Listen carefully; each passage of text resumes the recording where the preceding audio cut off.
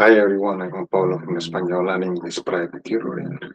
Today I'm going to explain some things that books do not explain about the verb ser and estar. I'm referring specifically to this book called This is Spanish Step by Step. You don't need to have the book for this explanation, but if you are a student, please follow the pages that I'm going to explain and take notes. If you're not a student, this will help you understand better the verb ser and estar and things that books do not include and courses sometimes do not include. Okay, so we are going to start. So the first thing that I want to explain is on page 16. If you have the book, if you don't have it, this will help you. And so according to the book, the verb start is used for changing mood or condition. So just pay attention that changing mood and changing condition are two different things, are not the same.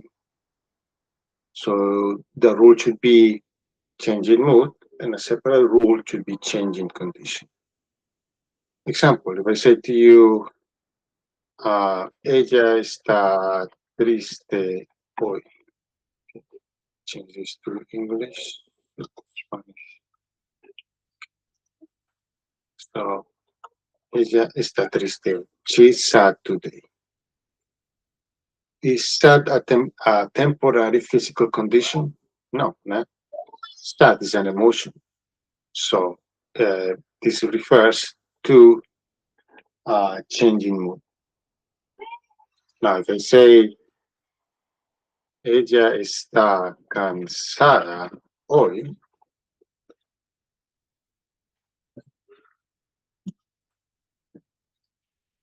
this will be tired. She's tired today.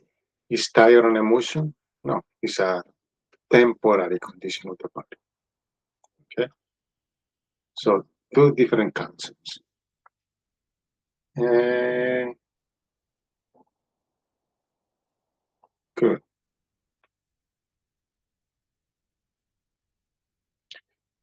So this book also explains that the verb star is used for personal opinions, referring to taste and appearance. So when it comes to opinions, anything can be an opinion.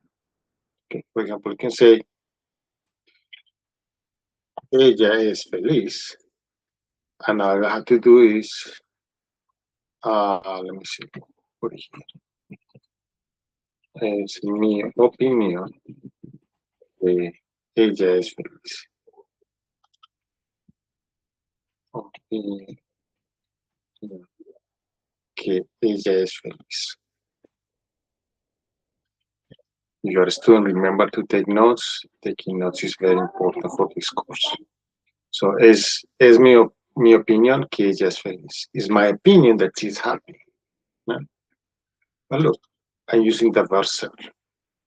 The verb ser, according to the book, is, well, in general, a general idea about the verb ser is that it's used for permanent things, not something that is permanent. The verb start is more temporal. But the book says that when it comes to opinions, you should use the verb start. Okay. But this is my opinion. So why am I using the verb start here? So if we think of this as an opinion, you're going to get confused. So to not get confused, let's think of using the verb start as an opinion only for when we talk about taste or the appearance of something. Example, la sopa está sabrosa.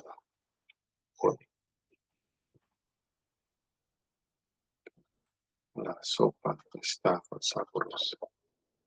Sabrosa. Okay.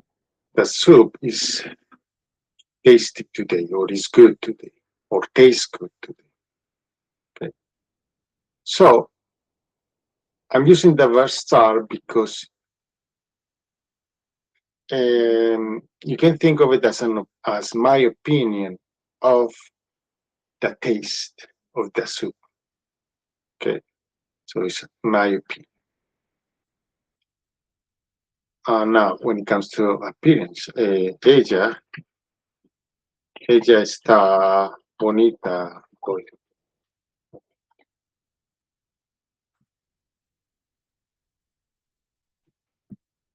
Ella está bonita hoy. She's pretty today.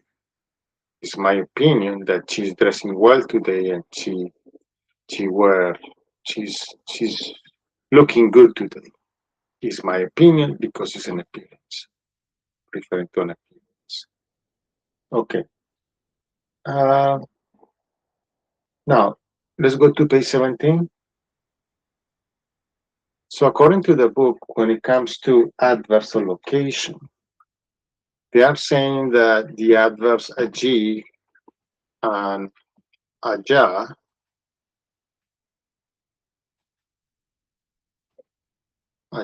are synonyms. The important thing to know here is that they are not. According to the book, both of them translate as there. It is not completely correct. A way to think of this is that allí is used for things that are far from the speaker, but not so far the speaker cannot see or point out to. Allá is more flexible. Allá can be used for things that are extremely far from the speaker, so that speaker cannot see or point out to, or that can be kind of nearer, but still far from the speaker. So, example, if I say el carro está allí, okay?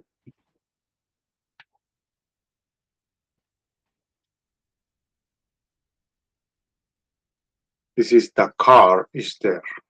This means I can point out with my finger where the car is, or I can see it from where I am. It's far from me, but I can still see it. But what if the car is extremely far? For example, if I say el carro está en España,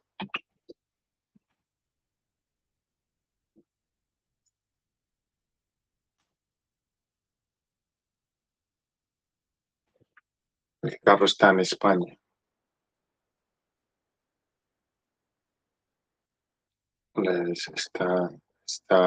Está allá en España. The car is there in Spain.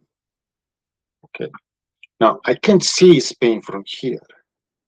So using allí will be incorrect in this sentence because I can't see Spain from here. But I can use allá because allá can be used for things that are extremely far. Okay. Now I said that allá is flexible. So I can use it also on the first sentence. I can say allá. El carro está allá means that it's not so far that I can see it because allá is more flexible. You can use it for things that are extremely far or not. So for now, while you get used to this, use allá because allá is more easier to use than allí. Then you will be sure that you will be right, you will be speaking correctly. Once you get more experience, you can start using allí. Now, there is an exception to this. If allí is acting as a pronoun, replacing a place, then you can use allí for extremely far objects or things. So, for example, mi novia viajó ayer a España y va a estar allí por 2 años.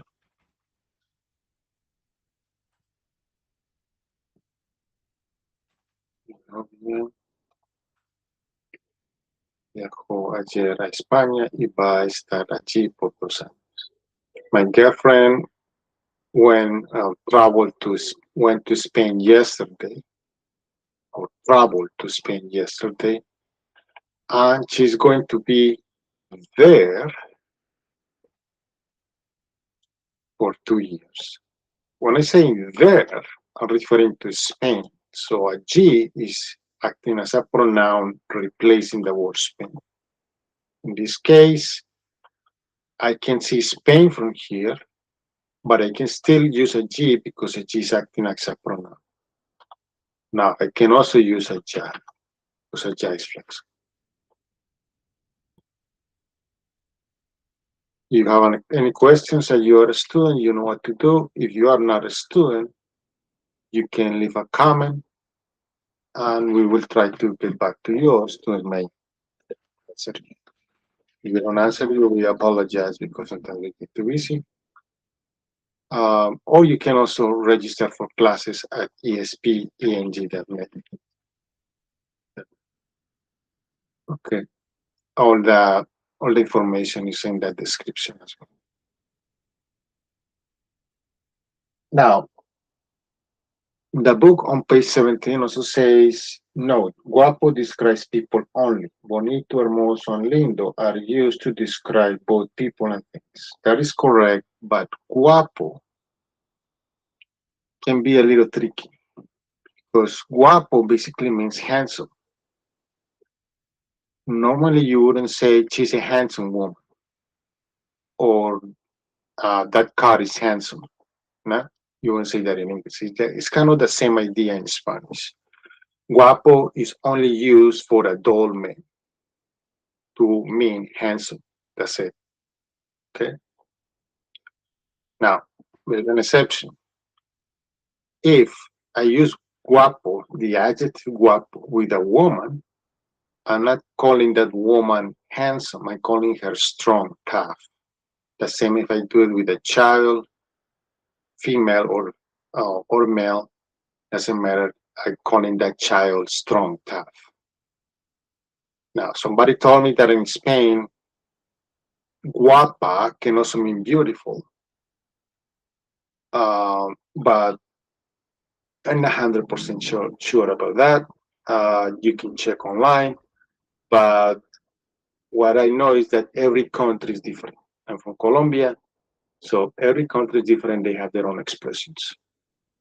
But at least in Colombia, we don't do that. So it will be, I'm going to give you examples. Él es un hombre guapo. Él es un hombre guapo means he's a handsome man. If I say ella es una mujer guapa, guapa. Ella es una mujer guapa. This means she's a strong woman. She's a tough woman. It doesn't mean she's a handsome woman. Okay? One more. Él es un niño guapo. Él es un niño guapo means she's a tough kid or a strong kid. Now, look, the last one will be el carro es guapo. The car is handsome. This will be an incorrect sentence. I cannot use guapo for things. Set. Now let's move to page 19.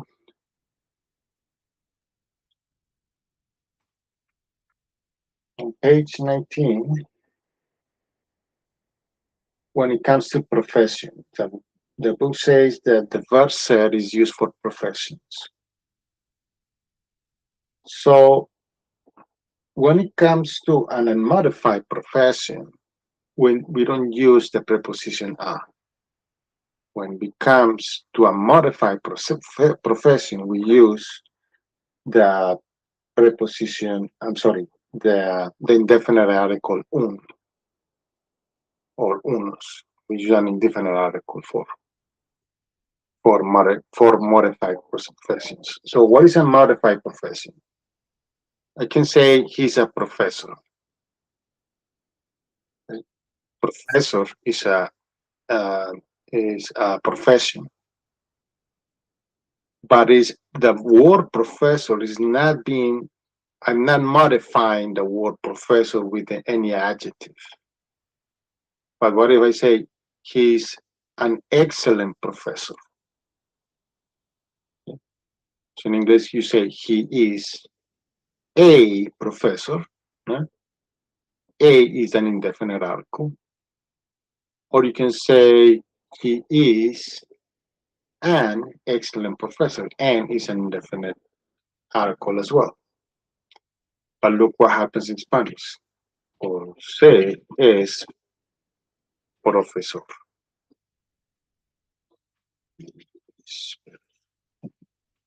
José es profesor.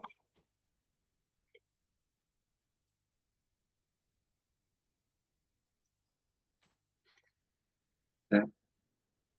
And the other one, this is unmodified because I'm not modifying the profession with an adjective. But if I do this, José es un profesor excelente. José es un profesor excelente. Un is an indefinite article. Okay? So according to the rule, according to the book, you have to use un if the profession is being modified by an adjective. Okay? If the profession is not being modified by an adjective, you don't use the indefinite article. This is what the book explains. But what I'm going to tell you now is that this is not completely true. I can also say it's not that common, but I can also say this. José es un profesor.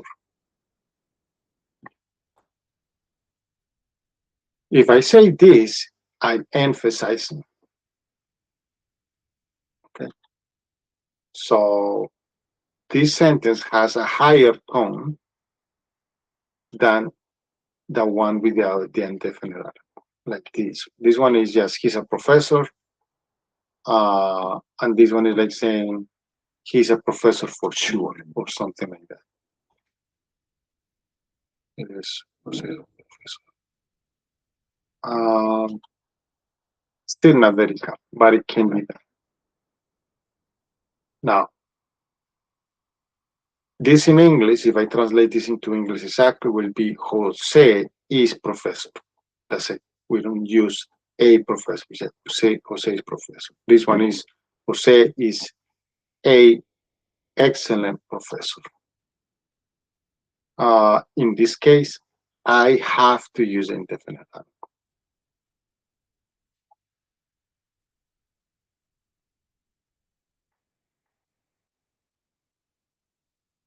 Page 20. Page 20, the book explains that the verb set is used for identification, which is correct. Identification means any characteristic such as relationship, nationality, race, or religion. Okay. But there are some things that can be confusing. For example, what if I say this? Soy un viajero. I'm a traveler. I'm a traveler. Okay. So it's soy, not I'm using the verb ser. So is viajero a religion? Is viajero a relationship, a nationality, a race? Is nothing like that. No. But is viajero a profession? It is not either.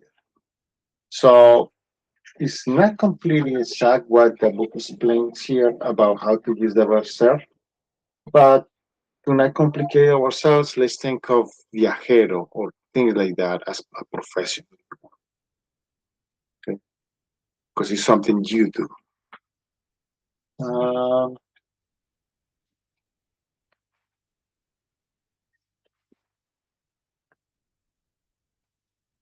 on page 24,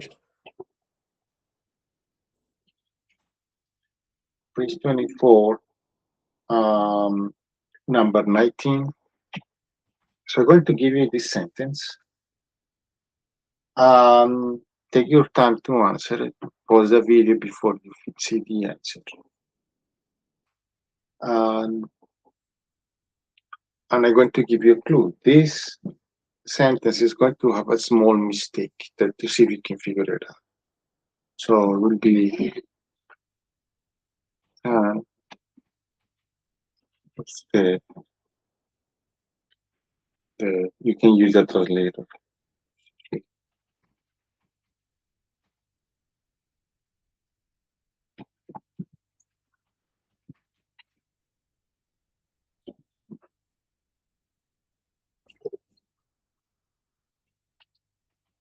Pages blank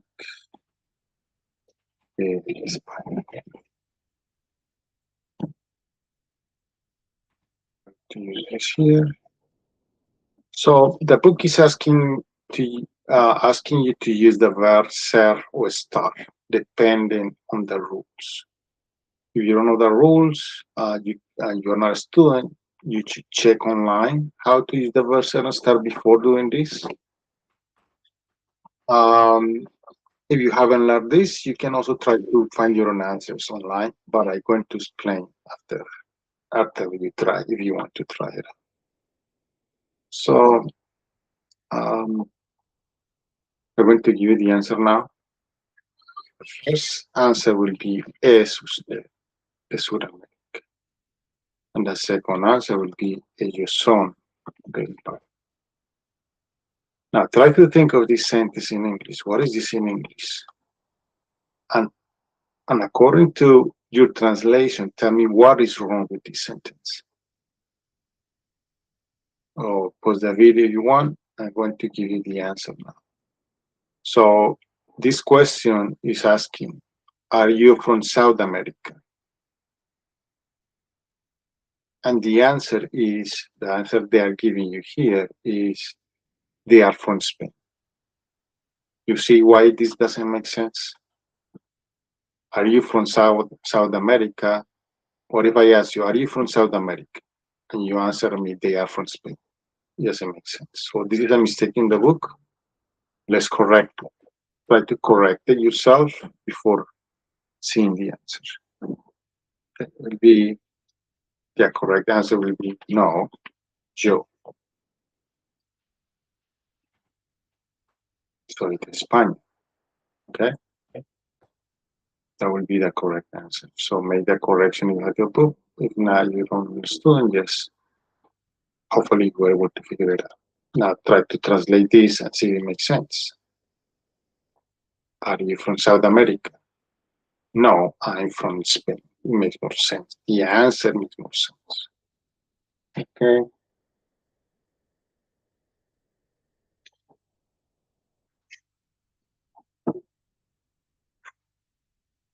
Okay. On page 25,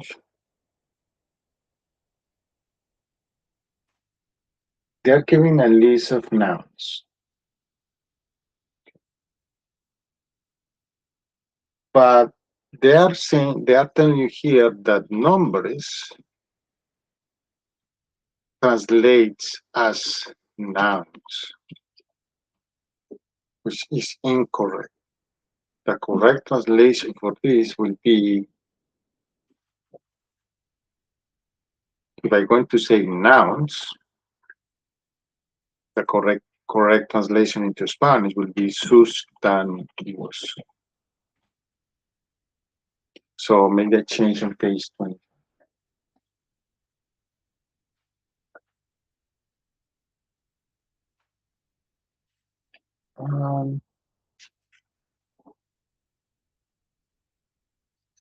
That was it.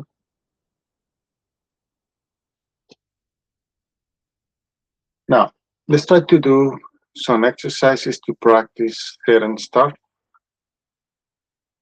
Okay. So for these exercises, you're gonna have to be familiar with the verb I'm going to just to start now, but you have to be familiar with the verb start, how to conjugate it in present tense, and you need to know how to use it.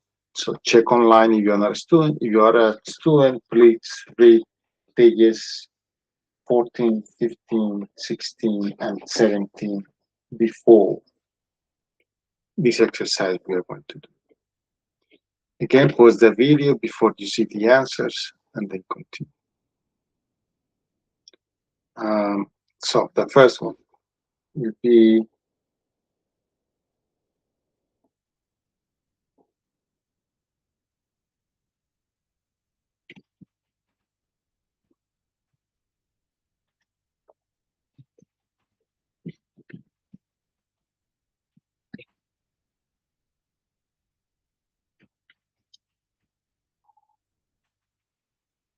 ellos blank cansados. So I want you to conjugate.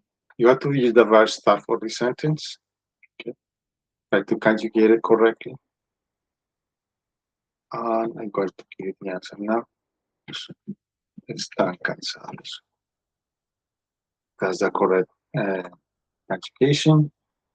Now, the question is, why am I using the verb start here? So according to the book, there are different ways to use the verb start. The first one is location, health, changing mood, changing condition, personal opinion when it comes to terms of taste and appearance. So try to decide here why we are using the verb start.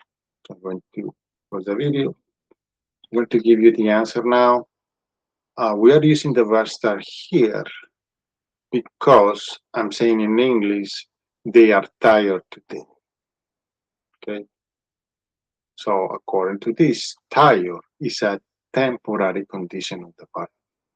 So I'm using the verb start because it's a temporary condition. Let's go with another one. Uh,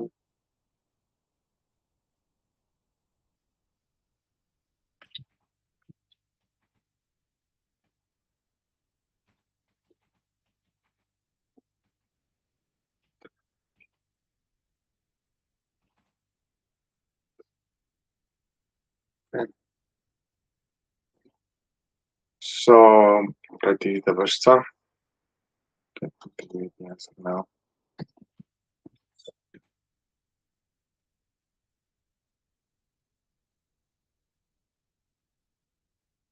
That's the answer. El carro está en el garaje. Now try to think why we are using the verb start here. Okay. Take your time and pause the video you need, and I'm going to give you the answer now. Look at this preposition. And what is this in English? The car is in the garage. Okay. It's inside the garage. Inside of is a location. It's a physical location where the car is. That's why we are using the verb start, because it's a location. Let's go with the next one.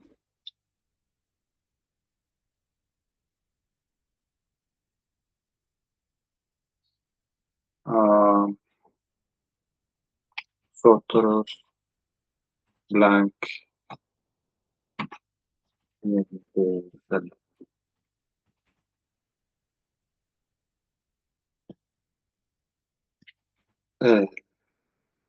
hombre,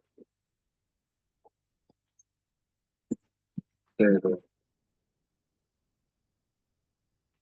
hechas, blank, enfermos.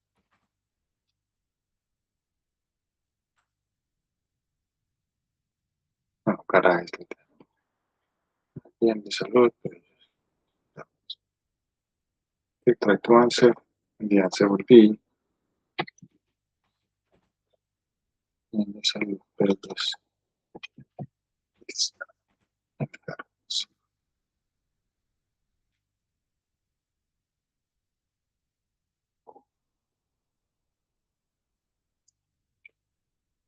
So try to think why we use the verb start here. So this in English will be we are well, or we are healthy. Bien de salud means healthy. We are healthy, but they are sick. So we are using the verb start because we are talking about health. Con la siguiente.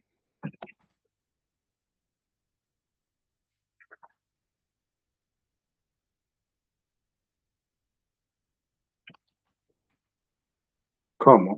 Like usted.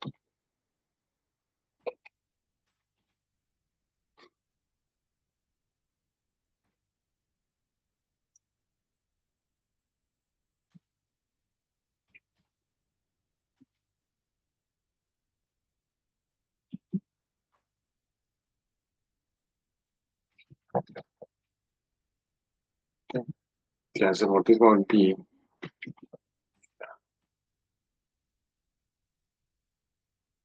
now. Try to think of this one. Why we are using the verb start here? So the question in English is how are you? Now, the problem here is that you can answer this question in many ways.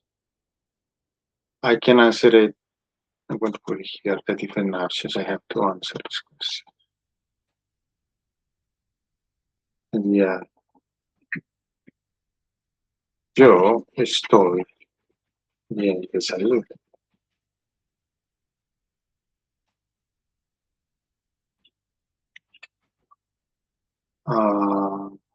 I can also say yo estoy bien emocionalmente. Yo, bien.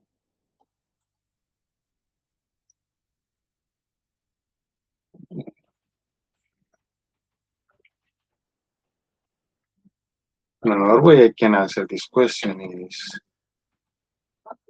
uh, yo estoy cansado. So if I ask you how are you, I can be referring to health. It can be related to how you feel emotionally or how you feel physically. Uh, How are you can work for all of them. Okay. So basically, this sentence can be ambiguous when we refer to the verb start because it's giving me three actions. The first option is yo estoy bien de salud. I am healthy, which refers to health. I am well emotionally. This refers to changing mood. And I am tired. It means to a changing condition. So three different things can apply here. For this. Okay. Let's go with another one.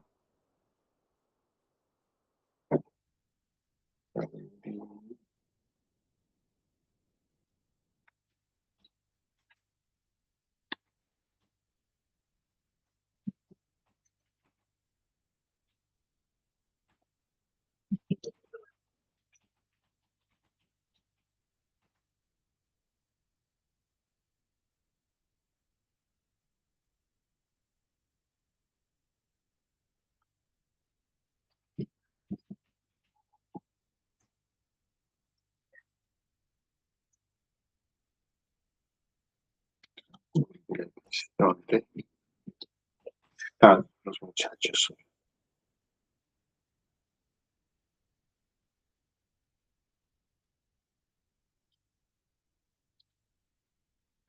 So, ¿dónde están los muchachos hoy? I could think, why am I using the verb start here? This in English is, where are the boys today? So the key point here is where. When I say where, I'm asking about the location. So that's why we have to use the verb start here, because it's a location. Next one.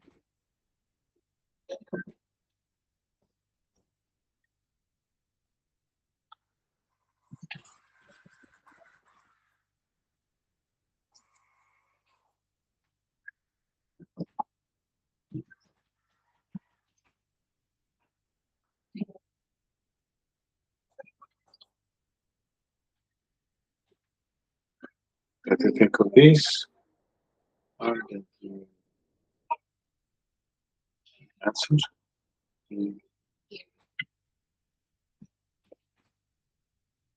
¿Dónde está la cocina? Maybe what is the kitchen? And again, it's a location.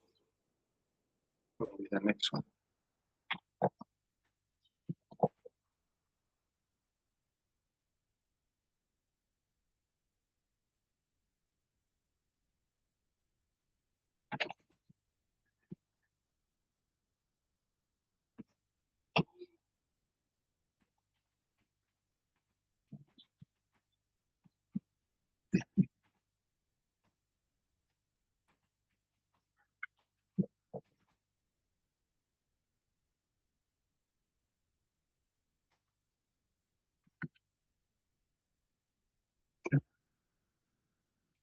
Let me conjugate the verb correctly. Going to give you the answer.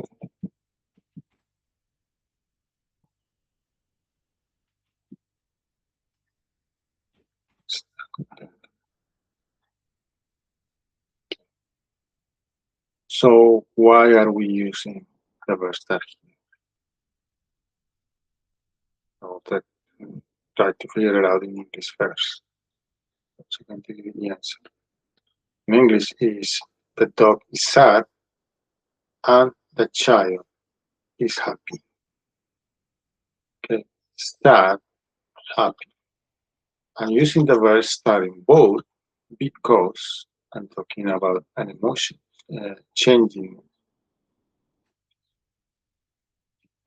Next one.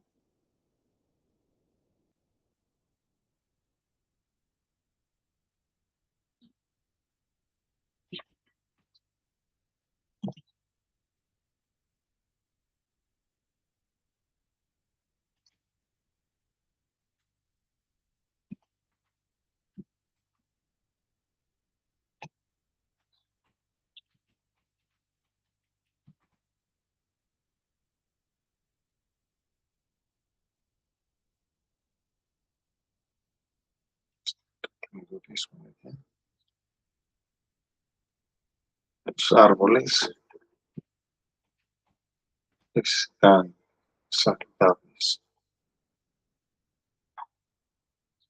The trees are healthy. Is health, so that's what we are using.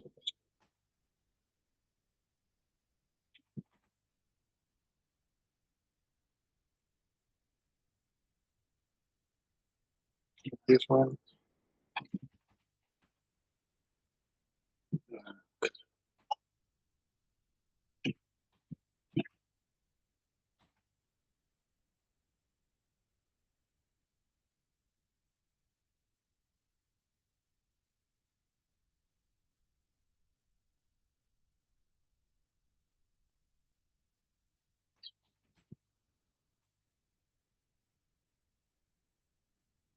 Change.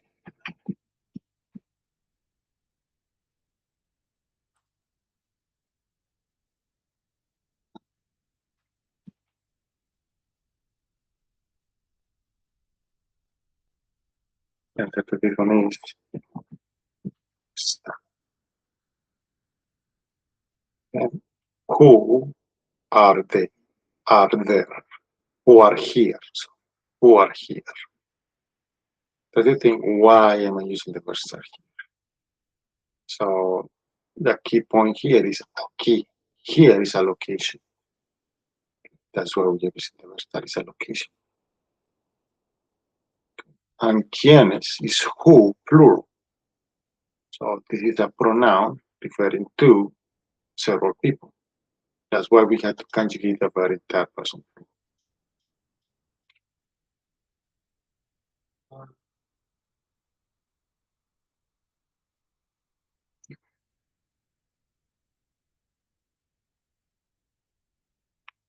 Let's go with one more.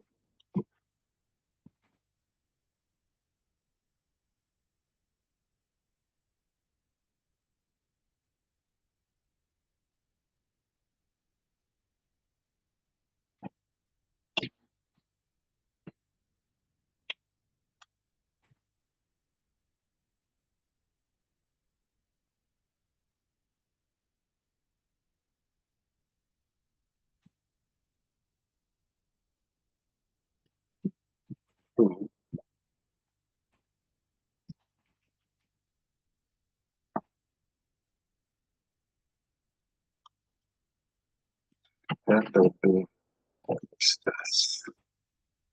Tú estás en casa. This means you're at home. We are using the verb star because it's a location. And it's stars because it's second person info. Singular. That would be everything for today. If you like this video, give it a like and subscribe to our channel for more content. If you're a student and have questions, you can, know what to do. You can ask us in class, or you can, yeah, keep your questions with you so we can answer all your questions. If you want to learn Spanish, you can go to ASP.net and register for more information. Register to start classes. There you are going to find a way to contact us as well if you have any questions. Okay, have a good one, everybody. Okay, see you next time.